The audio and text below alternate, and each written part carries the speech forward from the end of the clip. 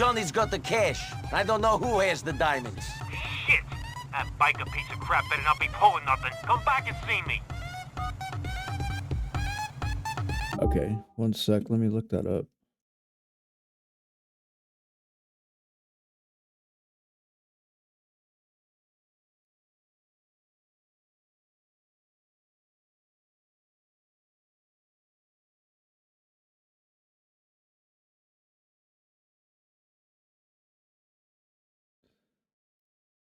Um,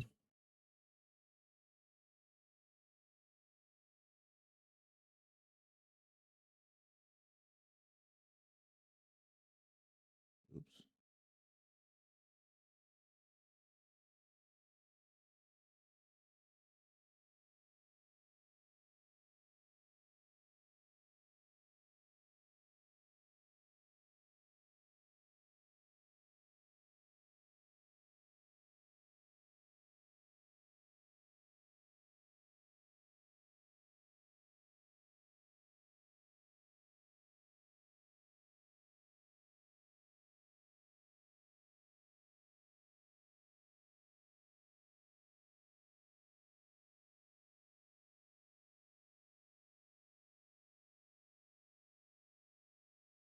Oh, yeah, dude. I see what you're talking about.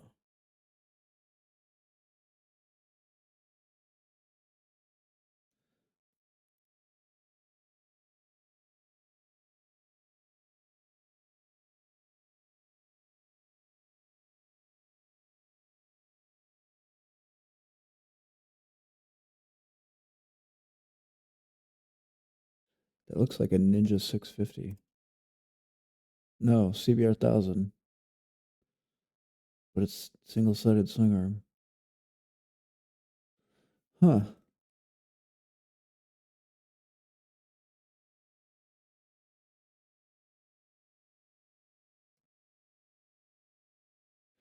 That's fucking interesting.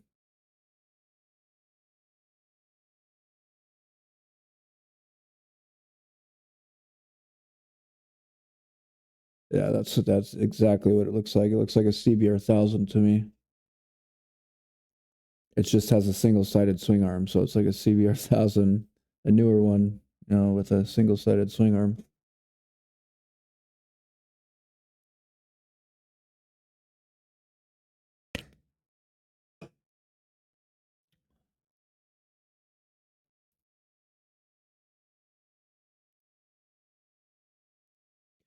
Yeah, that's pretty cool. I like it.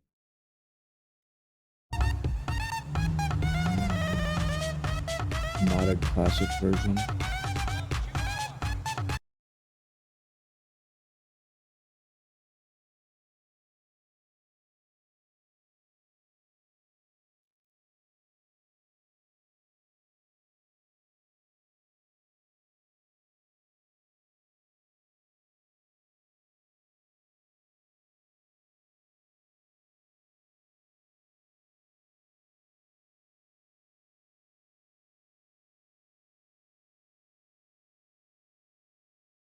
No way.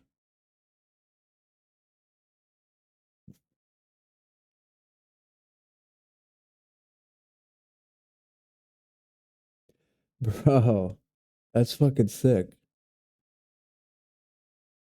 That's straight up MotoGP right there.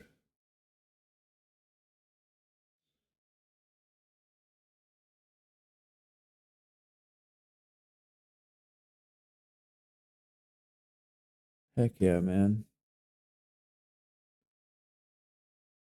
It's so funny because when you look at these motorcycles, it's like you can see a bunch of different versions of multiple, models that have been kind of combined together.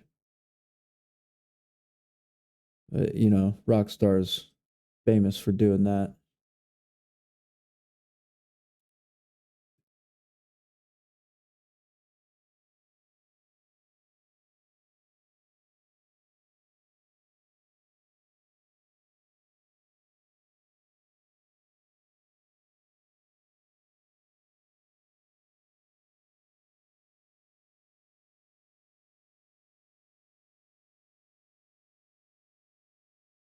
I don't really know riders like that, but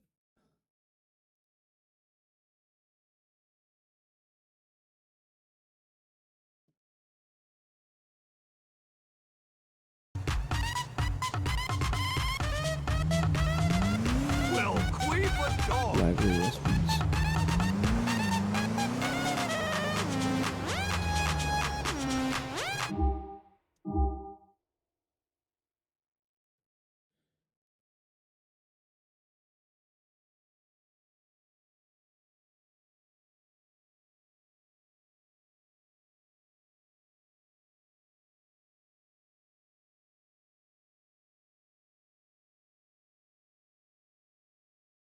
I'm not getting it. It's not coming to me. It's not coming to me. I'm trying to think and it's just not coming to me.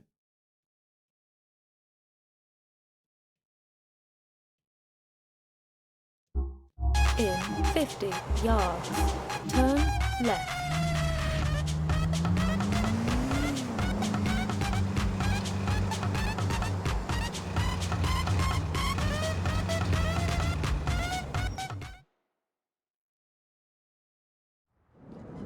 All right, boy? Yes. Good. How do you do it? I went into a situation full of optimism, full of naivete. I got burnt. Look at me. Like smack on a fucking spoon. Well, How do you manage? Did you I follow me don't know that I on got Twitch? off so lightly. If you did, let me know so I can. I'm gonna add you to my giveaway thing. Aiden O'Malley. What about Aiden O'Malley? I heard he's being moved. Maybe this is our time. Put all this crap to bed. Get off the drugs. Live with the memories. Aiden's being moved by van from the bacon factory. He's been talking shit about me. Back to the Albany State Correctional Facility. Please, Nico, boy, just this last one. Please. No kidding. I'm Sure, gonna have to Dad. look him up, dude. I don't know him. I literally do not know of him. And me. We're the same. I don't follow The same. MotoGP that much, The same. but that is very We're the cool to same. know. Me.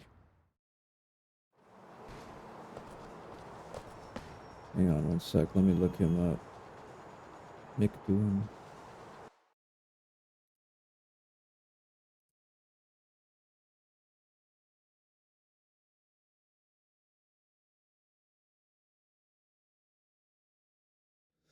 Huh.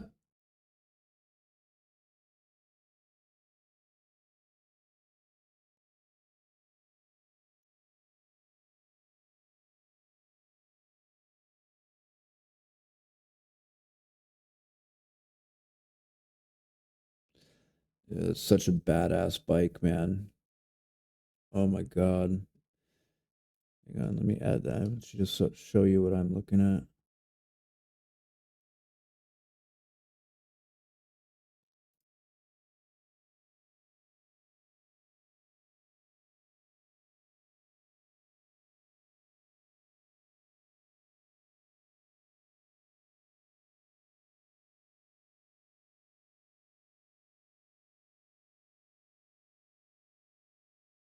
That bike looks so sick, bro.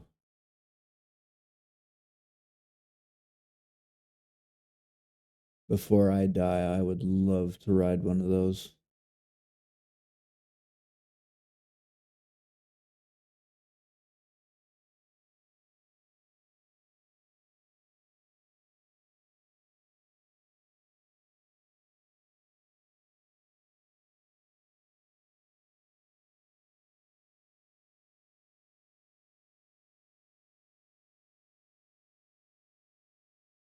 Mick Doohan is one of the greatest motorcycle racers of all time, achieving a period of dominance through the mid to late 90s like very few others have achieved, winning 5 titles in a row in 500 Grand Prix, now known as MotoGP, from 1994 until 1998. His talent is undeniable, but there's one aspect of his riding that, to this day, still creates debate: his riding style. More specifically, should his riding style be avoided, or is it okay to emulate it because body position really doesn't matter? When it comes to body position, we have a wide spectrum of advice and opinions that's thrown around. On the one end, you have riders who think that you should be hanging off the bike like the young guns in MotoGP, achieving staggering positions that wouldn't be out of place in Cirque du Soleil. On the other end, we have riders that hear advice and opinions and simply say, well, this guy did all right. So who's right? Well, like most things, the answer lies somewhere in the middle. To answer that, what we're going to tackle in this video is why Mick Doohan rode this way, whether that was right or wrong, and what we can learn from it to help guide our body position efforts moving forward. First then, why did Mick Doohan ride this way?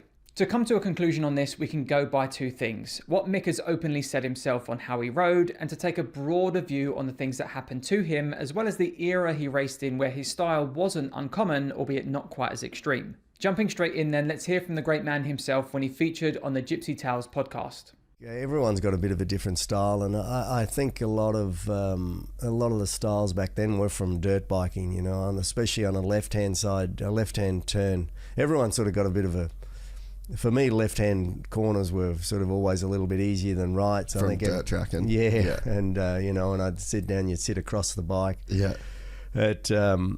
And you sort of control the bike underneath you, sort of when it's moving around. The right side, I was a bit more traditional road racer type on the right because it was sort of a little bit foreign to me. But the first interesting thing from that clip is how this and other styles of the time came from dirt bike riding. Now, that in itself isn't all that interesting. In fact, it's probably quite common knowledge. But when you consider the bikes they were riding compared to those of today, it does give a new perspective. The 500GP monsters they rode for most of the 90s were savage. Throw together primitive suspension, tyres with far less edge grip, less weight, a complete lack of traction control, and a delivery of 200 brake horsepower that was more akin to flicking on a light switch, you've got a pretty potent and challenging machine to ride. To say the bikes were prone to breaking traction is an understatement, and even the very best of them got spat to the moon on more than one occasion.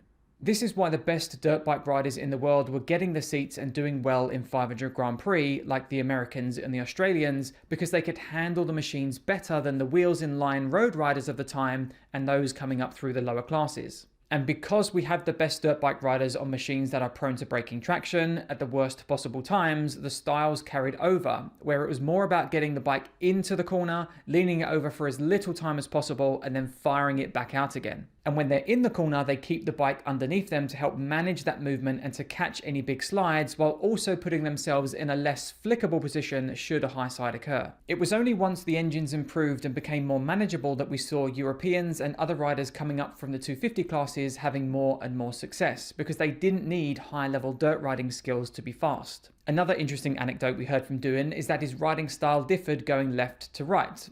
Again, nothing revolutionary here because all riders will have this to some degree. The interesting part being that his style was more like dirt riding going left because he'd spent so much time doing that on dirt. And when going right, he had a more traditional style of the time, and you don't have to look too far to see that he sometimes adopted a style that's quite a way away from the iconic one he's known for.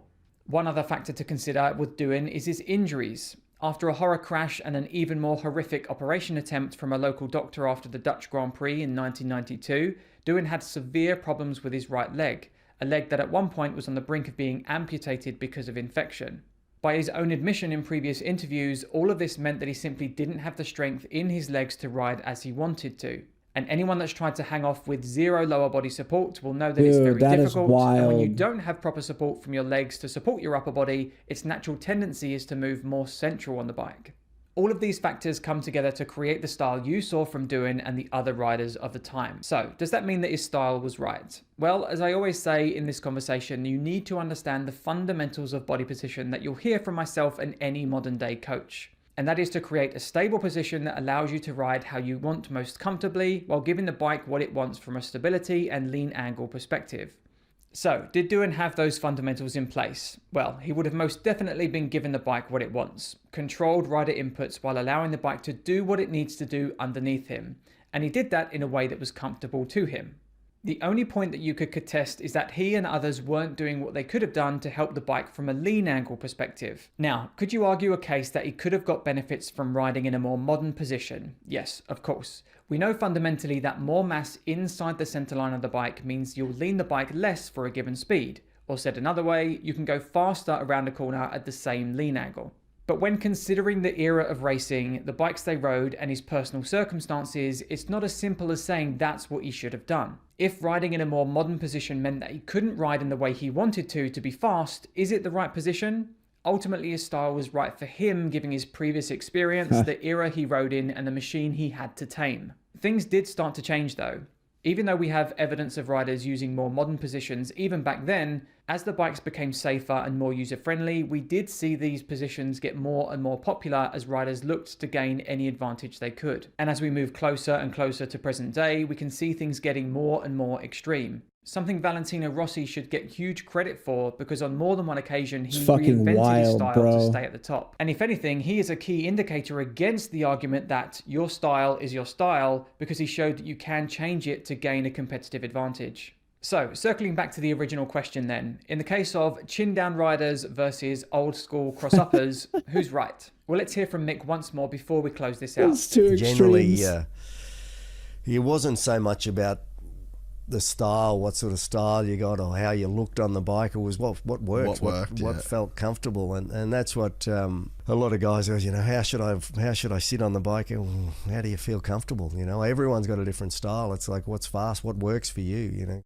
The answer then, neither is right. You shouldn't be telling everyone to go and ride like Marc Marquez, because a very healthy portion of riders simply won't have the ability to ride like that for any considerable length of time. At the same time though, people will often point to Mick and use his style as an excuse for not trying to be better. Again, remembering that the visual position itself is only one part of good body position. For me, the solution lies in the middle.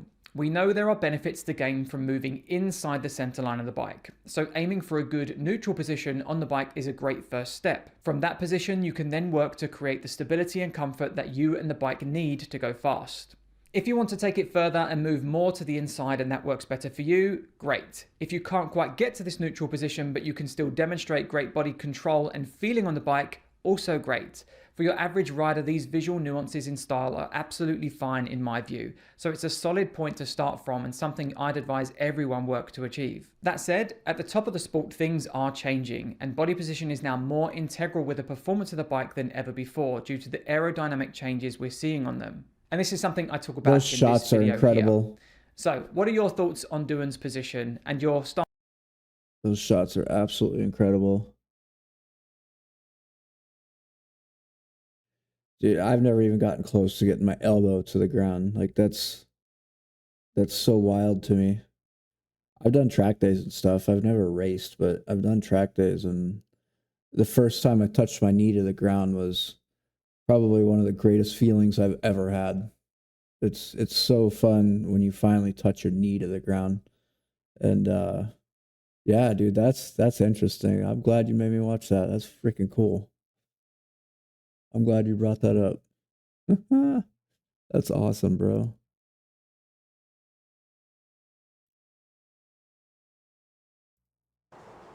That is so fucking cool. Nico, I hear my brother Derek is asking you to ice his old drinking buddy Aiden O'Malley. Yeah, he has. What's the big deal? O'Malley is in government custody. He's got more police protection than the mayor. I left a truck with a rocket launcher in it for you in an alley off of Applewhite in Alderney City. A truck with a rocket launcher in it. What am I meant to do with him? Who knows? Anyway, the convoy with O'Malley in it has to go through the Booth Tunnel. You're gonna get there first and block the road with your truck. I'm gonna come in from the rear and block them that way. Pick up the truck and give me a call. Have you ever done track days or anything? I should say, do you ride regular? Like, I imagine you do, with the knowledge that you have.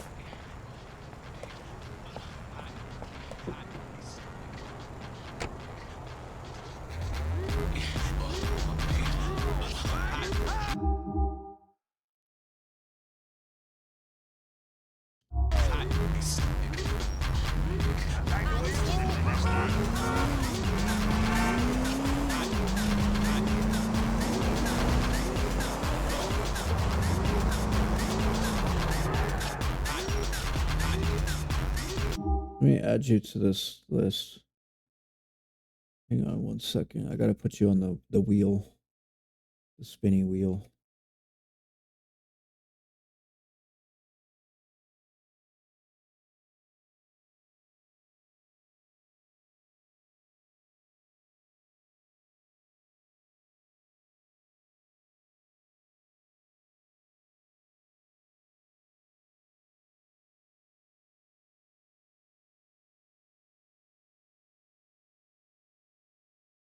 All right, you're on there.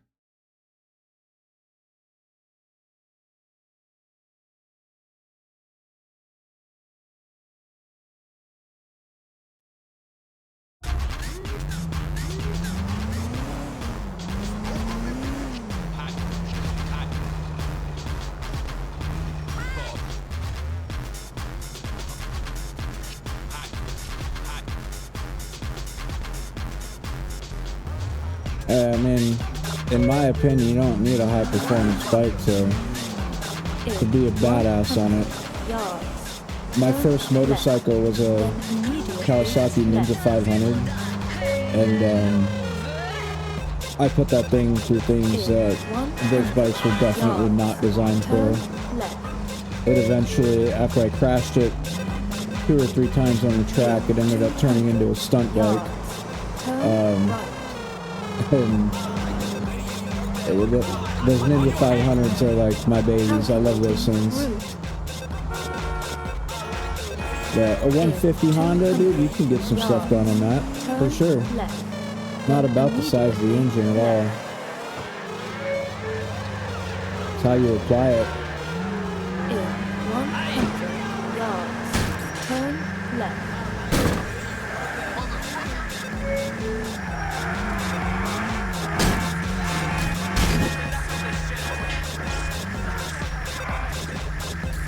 Dude, I could never live in New York. This traffic drives me insane.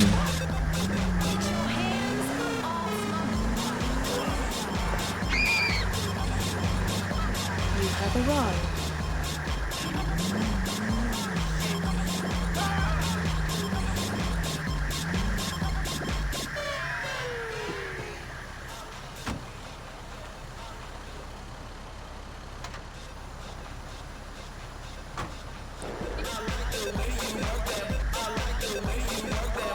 Where do you live? You don't mind me asking.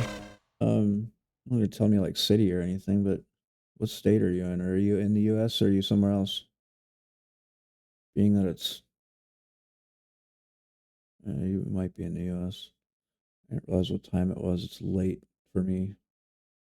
It's early in the morning, but that's All right, late. I've got the truck. When we have him blocked in, we take down the escort and make off with the prisoner. Why don't we just kill the fucker there and then? That's probably what Derek would have told you to do in his smacked out state. Problem is, he's the first one they'd talk to if that happened.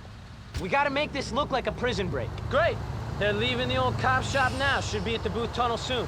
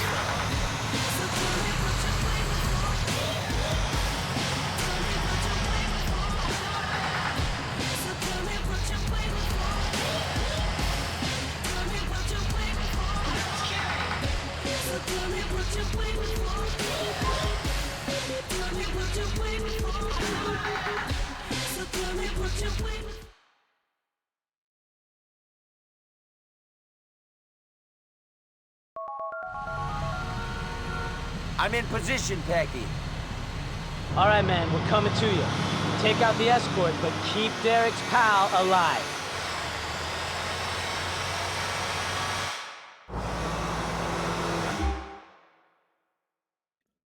RS-150R.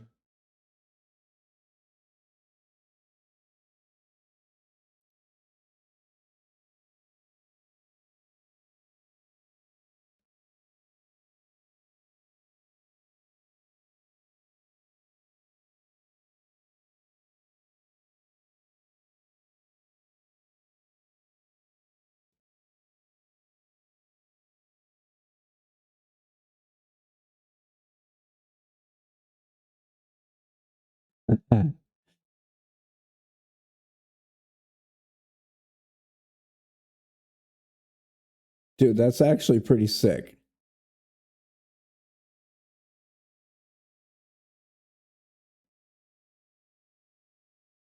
Oh yeah, for sure. That's what the looks like all the ones they ride over there.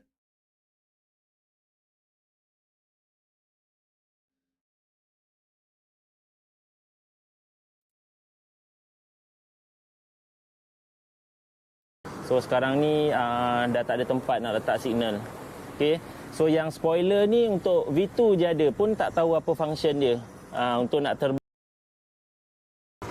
So nanti ada bajet bolehlah tukar exhaust bagi perang sikit. Belanja bunyi. Motor tak laju tak apa, janji bunyi gempak.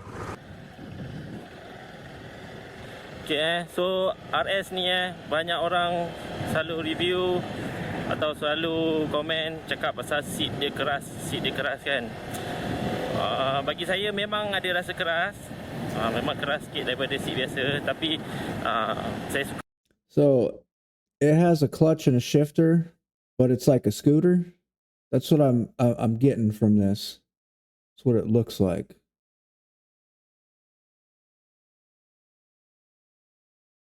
Honda EX5.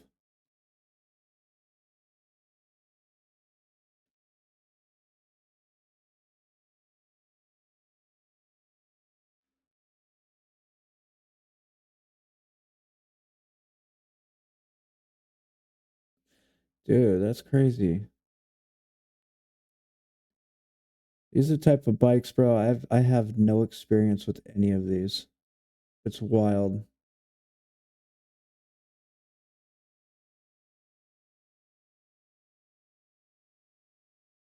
That's impressive, dude. Holy crap. That's that's a really fast scooter.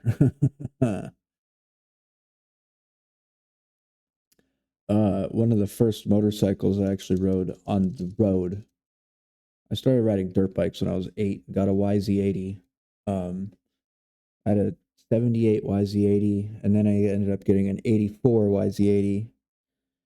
And then after that, my first actual street bike that I rode was a Honda, was it 150? I don't remember what the model is called. No, it's not. It's older.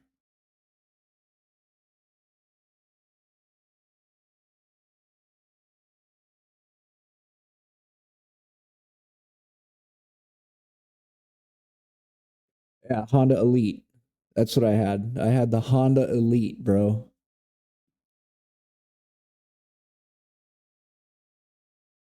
It looked literally, where's it at?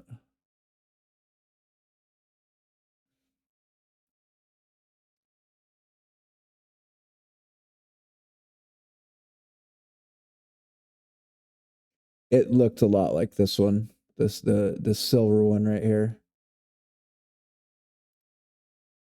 That was the first thing I actually rode on the street. It looked just like that. It didn't have the luggage thing in the back, but that's it, bro. Fully automatic. Twist the throttle and go. Man, that's awesome.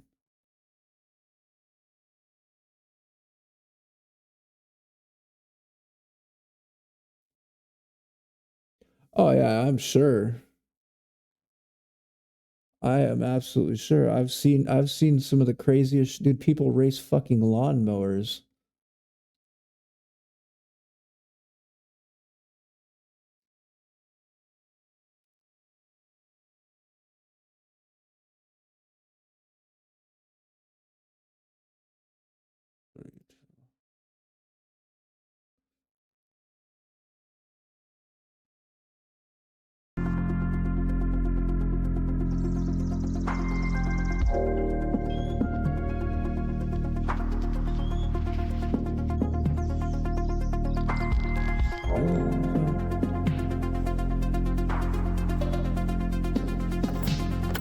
Dito sa Pilipinas ko, konti pa lang talagang sumusubok nito. May babalita lang ako sa inyo. No. No, no, no.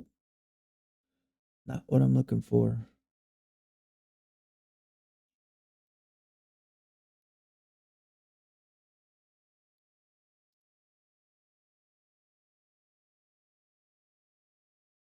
Why is it not oh, there we go.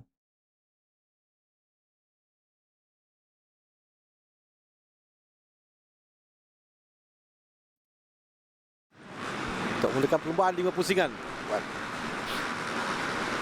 Sedia untuk dilepaskan dan lampu merah yang dipadamkan. Kita perhatikan pelumba di petak yang ketiga, Amir Ashraf yang meluru pantas untuk dia naik ke tempat yang pertama. Satu permulaan yang baik. Dan di manakah kedudukan Fadli Syam pastinya akan berada di kelompok hadapan ini untuk mereka melepasi selekoh yang pertama nanti. Dia ketinggalan di belakang sikit, yang dia livery warna putih tu jauh sikit di belakang ketika sampai di selekoh yang pertama. Dia dipintas oleh beberapa orang pelumba di peringkat awal, tapi di depan. That is fucking awesome. Tutukan those tires are so small. Kali seorang pelumba yang nampak mungkin ada masalah di litar. Dude, that is wild. 98. Itu ada Firdaus Hamdan. It's the fucking coolest things I've ever seen, bro. Yeah. Pantas untuk muncul dan juga untuk berada di depan. Kita perhatikan ini. 6-4 adalah Fadli Syam. Nombor kebiasaannya adalah 4-6. Nampak tadi macam dia di belakang, tapi dia di depan. Kita tidak nampak pada nombor dan juga livery mereka berbeza sekarang. Maafkan saya, Fadli, dia ada di depan yang pertama sekarang ini. That is absolutely impressive. Belakang dia dari depan mendahului jauh di peringkat awal. Kalau diingat that goes to show you, dude, it has nothing to do with the size of an engine. These guys would probably smoke some dude that rides a Gixxer 1000 day by day and goes to a track day. These guys would smoke the shit out of them on one of these things. Yap, dia kori dengan Amir Ashraf, Sani Irfan, Afillah Muhammad Ali yang mengejar.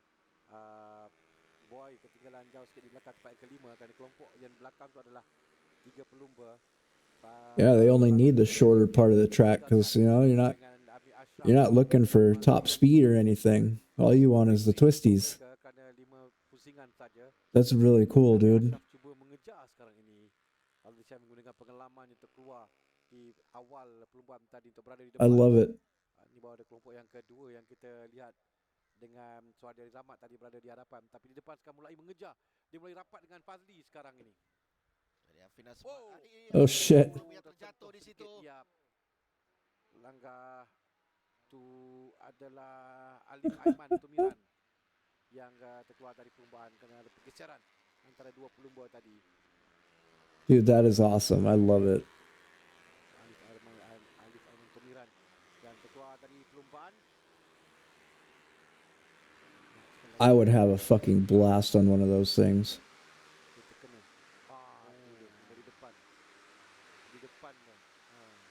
Betul, himpit kiri dan kanan, tapi pelumba yang sebelah kiri itu yang melanggar dia dan dia terjatuh, tak dapat mengawal. Tidak apa dapat dilakukan, tidak ada apa-apa yang dapat dilakukan oleh Alif Aiman Tumiran. Sekarang ini Afillah Muhammad Ali pula yang berada ke tempat yang kedua, memberikan tekanan kepada Ahmad Fadli Syam dalam jentera nombor 30. Masuk menuju ke selekoh yang terakhir sekarang ni, Wan. Ini Fazli dengan selekoh yang ke-7 dan kini dia akan mengambil selekoh ke-8 sebelum menuju ke dalam lurus dengan Fazli Syam bersaing untuk dia sampai terlebih dahulu bagi memenangi perlombaan. Selamat kembali buat Ahmad Fazli Syam di pentas Kaprik. Ya, Fazli Syam kembali dengan memberikan kemenangan, mendapatkan kemenangan dalam kategori barunya. Dia sebelum ni Wan semalam ada cakap. Dude, that is impressive. I did not know that existed. That's amazing. Absolutely amazing.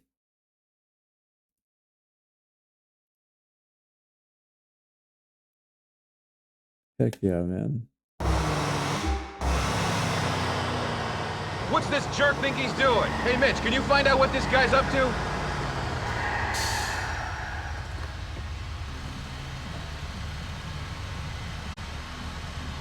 Hey, buddy, we're gonna need you to move this thing.